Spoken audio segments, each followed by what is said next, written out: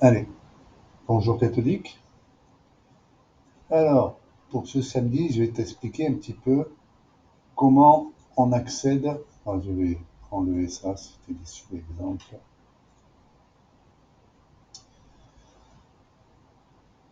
Comment on accède donc au tableau structuré facilement et pourquoi on utilisera la collection Range ou la collection List Object avec un S. Alors, pour commencer, on va remettre un petit peu les choses dans leur contexte, hein. Ouais, on a une feuille 1, on a tes trois tableaux ici structurés, hein.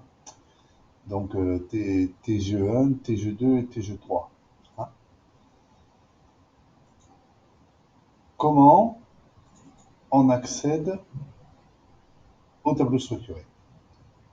Pourquoi moi j'utilise la collection range avec le nom et point les propriétés que j'ai besoin. Là en l'occurrence je vais utiliser adresse pour que le message box m'affiche l'adresse de cette plage.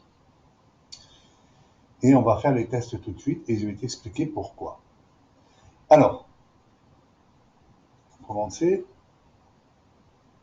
je vais aller donc sur la feuille 1, hein, on est bien d'accord, que tes tableaux structurés sont bien dans la feuille 1, et je lance.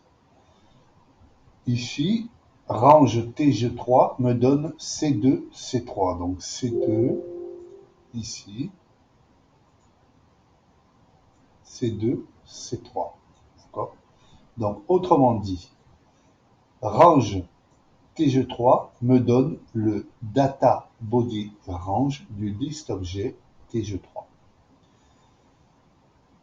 Là, pourquoi dans le code, hein, avant MessageBox, je n'ai pas fait précéder range par l'objet parent, c'est-à-dire sheet feuille 1 ou feuille 1 point tout court. Pourquoi je ne l'ai pas fait?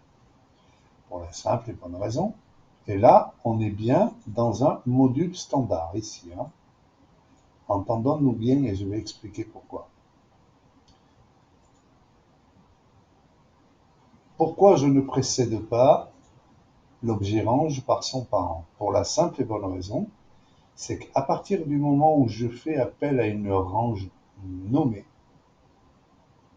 que ce soit un tableau structuré ou autre, hein, ou une plage nommée tout simplement, et dans les names, il ne peut y avoir qu'un seul TG3.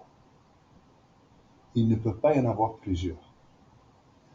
Voilà pourquoi VBA s'y retrouve, même si on a on n'a pas préfixé dans le code ici, je reviens, non, hop. Même si on n'a pas préfixé ici sheet feuille 1. Voilà pourquoi ça marche. On est bien dans un module.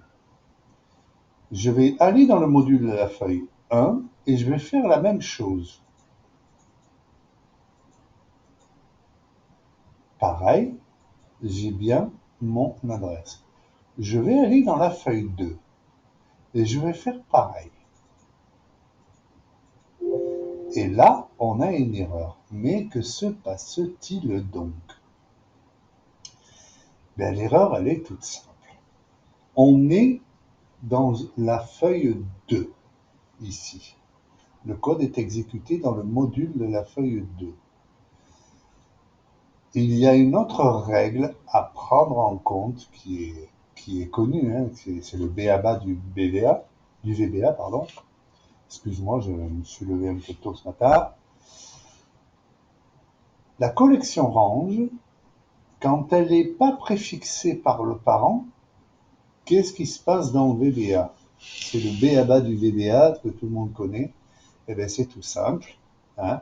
À partir du moment où l'objet range n'est pas préfixé par un parent sheet, feuille, VBA considère que l'objet range est dans la feuille active, dans la feuille où se trouve le code. Or, la plage TG3 se trouve dans la feuille 1. Donc, effectivement, ça ne peut pas passer. Donc, exécuter cette ligne-là,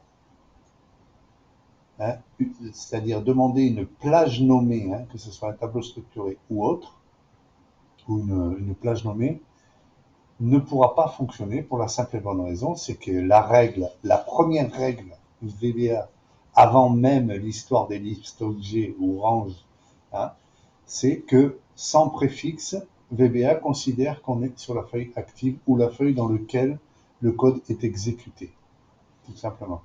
Et là, tu regardes bien cette ligne-là, c'est exactement la même que ici dans le module. Et ici, elle fonctionne. Voilà. Sans préfixe, ici.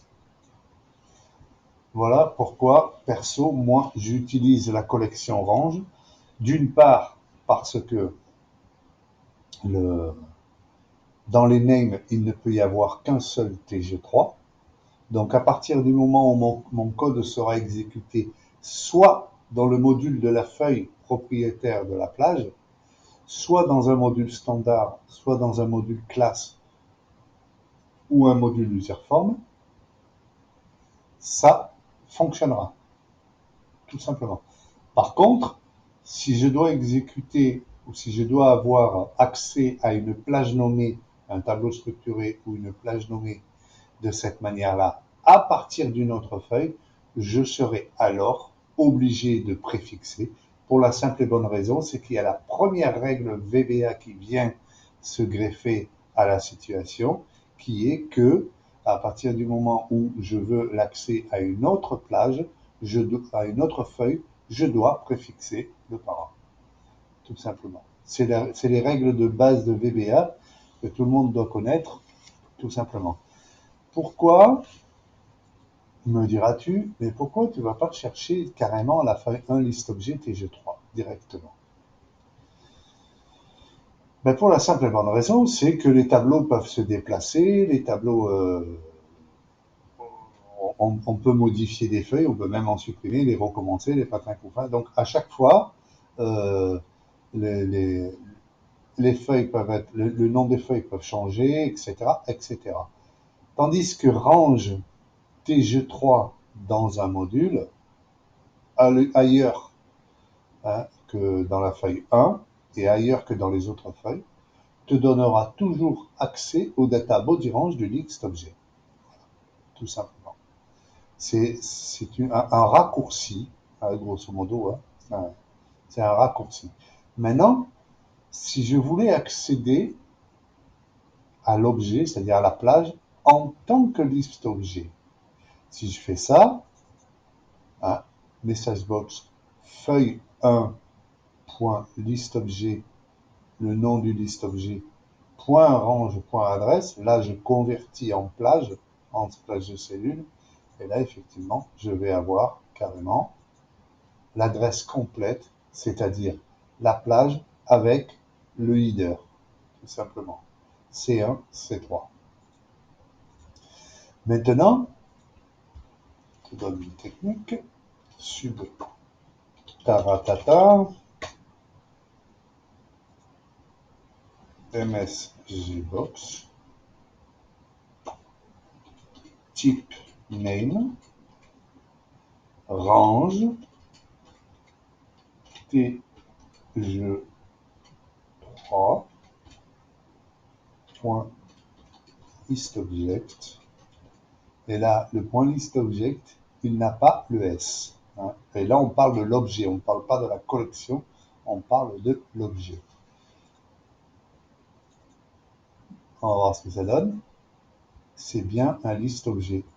J'ai appelé le type name par la range, mais je l'ai suffixé. Et là, je ne parle pas du préfixe, je l'ai suffixé.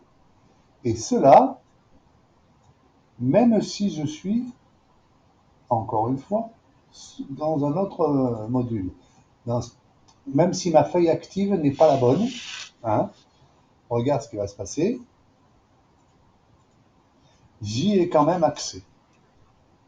Ah. Toujours pareil, on est dans un module standard, je peux y avoir accès directement par la collection range sans préfixe, et je le suffixe par list objet pour reconvertir l'objet dont j'ai eu accès en liste objet. Et là, à partir de là, je pourrais très bien faire, par exemple, cette ligne égale range T, je crois, point list object. Et là, c'est toujours l'objet. On n'est pas sur la collection list objet, on est sur l'objet list objet. Point list row, point add, point range. Ah, tu vas me dire, mais qu'est-ce que c'est ce truc? Ah, msgbox, ligne, adresse.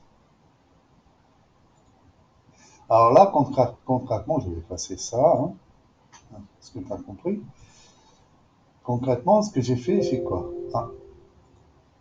Ouais, d'accord. Il faut que je déclare ma variable en explicite. Une ligne as range.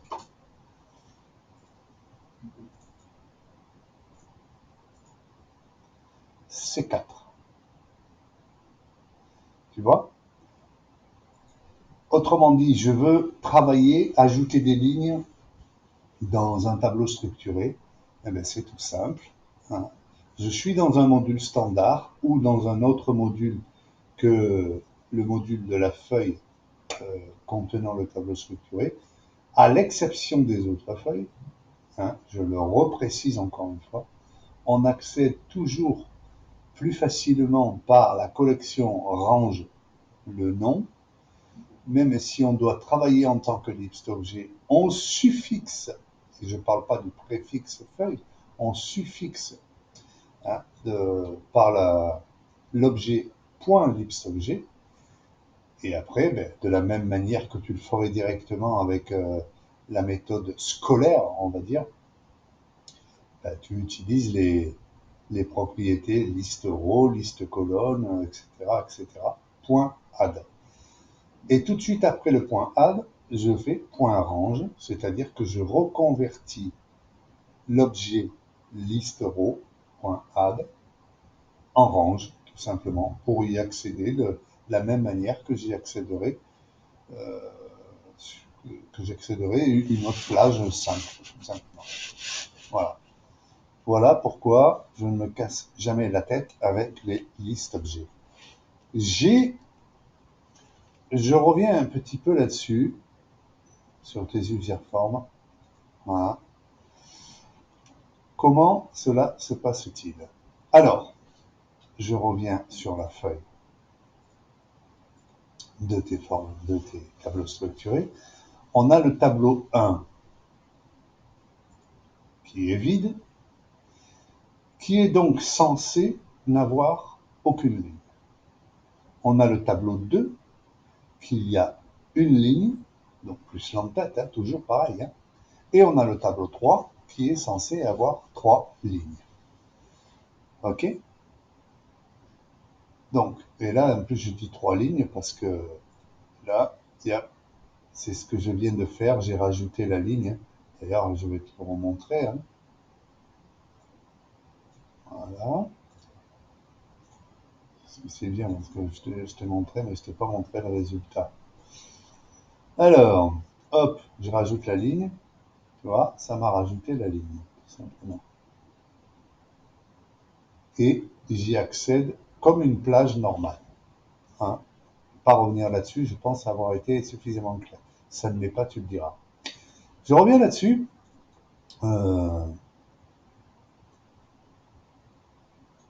Le problème avec les listes box, quand on veut les remplir, soit on va utiliser dans une boucle add item, plus le remplissage des colonnes suivantes si c'est plusieurs colonnes, si tu veux plusieurs colonnes. Soit alors on va utiliser la propriété .list ou .colonne. Mais qu'est-ce que c'est qu'Exaco la différence? Eh bien, c'est tout simple. Dans une boucle 3, dans une boucle de 1 à 3, je vais capter, toujours pareil, ma collection orange directement. Je ne parle pas de liste objet. TGE1, TG2, TG3, tout simplement. Ensuite, je vais cibler ma liste box. À chaque fois, c'est la 1, la 2, la 3. OK. Ensuite, là, je vais séparer, parce que comme ça sera plus clair. Je vais la vider, la nettoyer. Et dans une condition, si le nombre de lignes est plus grand que 1, je vais utiliser le point list. Et le R-value correspond à une variable tableau, c'est-à-dire à son état à la plage en tant que variable tableau. Hein. Par contre, si n'est pas plus grand que 1, ça veut dire qu'il n'y a pas de ligne, ou alors une seule ligne. Je vais demander carrément les colonnes, mais au lieu de mettre le R.value, c'est-à-dire la plage .value qui a été ciblée, hein, je le répète, hein, ici, je vais lui demander de lui mettre la plage que je vais lui resizer, c'est-à-dire je vais le retailler de 2 colonnes. Pour la simple et bonne raison, c'est que le R-value pour le TG2, je crois que c'est lui, c'est le 2, et le TG1, là on a un exemple, le TG1, R-value va me donner basket, va me donner donc un string. Je vais te le montrer. Hein. Je vais utiliser les codes parce que je suis un peu feignant. Hein. Voilà. Ici, je vais refaire une sub tout simple. Hein. Sub, blablabla. Hop. Je vais enlever explicite parce que j'en ai ras-le-bol. Hein. Là, on est en recherche. Hein. Donc, TG1, TG, on va dire 2. Hein. Oui, j'ai oublié le guillemet, pardon. MSGbox, type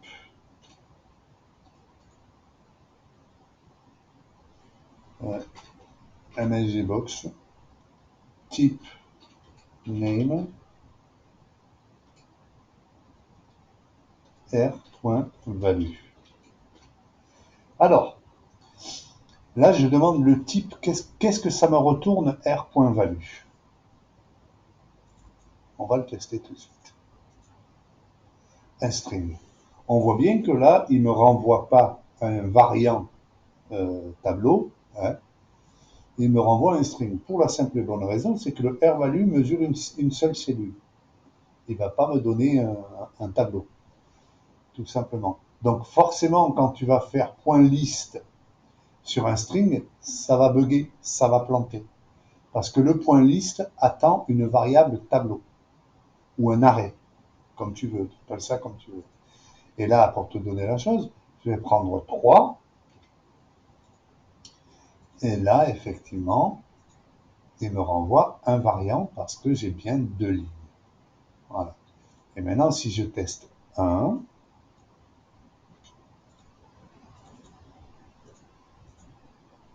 empty. Donc, à partir du moment où tu fais un point list sur empty ou sur un string, tu auras forcément un bug. OK? Maintenant, si je dois remplir des listes box en cascade comme ça dans une boucle, comme je l'ai fait dans l'exemple que je t'ai donné dans ton user form, comment faire pour éviter le s'il n'y a qu'une ligne, s'il n'y a pas de ligne, s'il y a plusieurs lignes? Comment faire pour éviter des if et des else et des then? Comment faire? Alors on va faire tout simple, on va en faire qu'un seul. Là, ici, à savoir aussi que par exemple, si par exemple, tu remplissais une liste box avec plusieurs colonnes hein, pour une plage et qu'elle n'est qu'une ligne, on utilisera alors la fonction, la propriété colonne de la liste box et non pas la propriété .list. D'accord? Parce que sinon, tu vas te retrouver avec les données de ta colonne en position verticale dans ta liste box, tout simplement. Ça, c'est pour s'il y a une seule ligne. Tu vois, ici, il n'y a qu'une seule ligne. Donc, le point colonne va utiliser.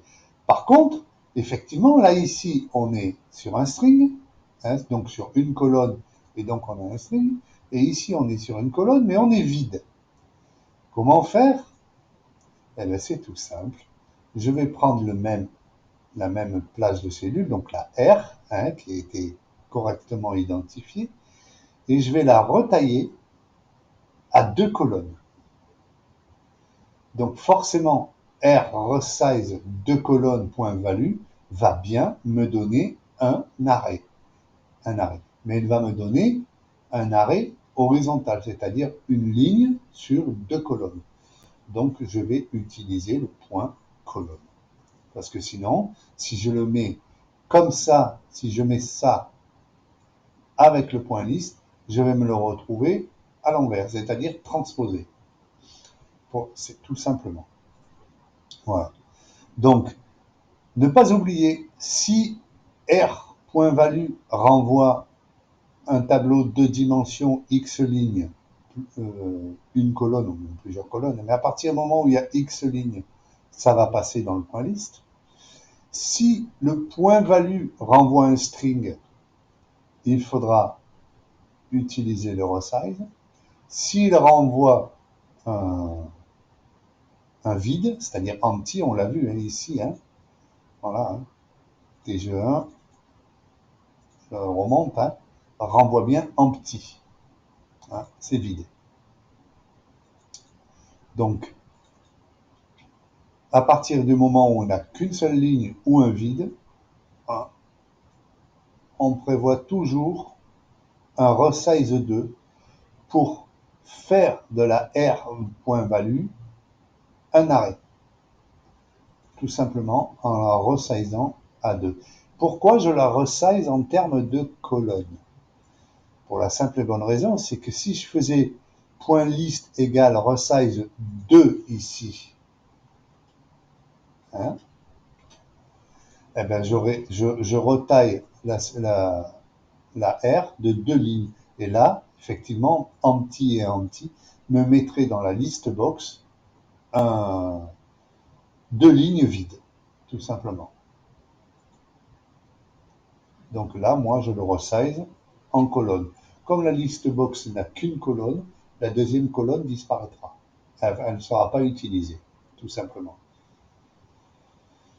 Voilà l'explication de cette ligne-là, parce que je suppose que c'est ça qui te perturbait.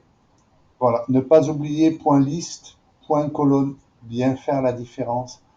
Si on a plusieurs lignes, on utilise point liste. Si on n'a qu'une ligne ou rien, on utilise point colonne et on resize plusieurs colonnes, surtout sur une list box qui n'en a qu'une. Et là, je montre, hein, mais mon tableau est bien rempli. Hein, j'ai bien 2 lignes ici, j'ai bien 2 lignes ici, j'ai 2 lignes vides. Alors, effectivement, on pourrait s'amuser à le clearer, c'est-à-dire à la vider, puisque là, finalement, ça ne sert à rien, et ici, ça ne sert à rien. Cette technique-là, ici, elle t'aide justement à ne jamais planter quand l'objet attendu ne renvoie pas un variant. Tout simplement. Voilà. Avec ça, tu n'as jamais d'erreur possible. Voilà mon petit gâteaudique, c'était mon explication du jour. Alors je sais pas, parce que je suis pas bien réveillé. J'ai tellement de boulot, bien sûr que je m'en sors pas. Donc, ne pas oublier comment avoir accès à un tableau structuré par la collection range en fonction de là où on est. Hein. Si on est dans un module standard, dans un module classe, dans un user form ou dans la feuille elle-même, range tout court avec le nom et après le suffixe des objets selon le moyen, le besoin pour l'accès. Si on est dans une autre feuille, dans un module feuille, faire attention si la plage nommée est dans la feuille elle-même, c'est bon, sinon préfixé par le parent. Voilà, c'est la règle de base de la collection range, hein, et l'évidence même des plages nommées où il ne peut y en avoir qu'une dans un fichier. Ensuite, ne pas oublier cette petite chose-là qui t'aide vachement à ne jamais tomber en erreur, à ne jamais planter un code parce qu'un tableau structuré est vide, il a été vidé. Alors je ne sais pas, c'est possible, hein, selon les besoins, on remplit un tableau, on le vide, etc. etc. Donc parfois, on peut tomber sur des boulettes parce que le chose ne renvoie pas ce que l'on attend. Donc là, en l'occurrence, il ne peut pas y avoir d'erreur. C'est pas possible. Que ton tableau structuré soit vide et qu'il n'y ait qu'une ligne ou qu'il y ait plusieurs lignes, ça va toujours aller dans la list box. Voilà. C'est un moyen, un espèce de raccourci pour éviter les ifs et les patins et les couffins et les ceci et cela. Voilà. Allez, salut, ciao.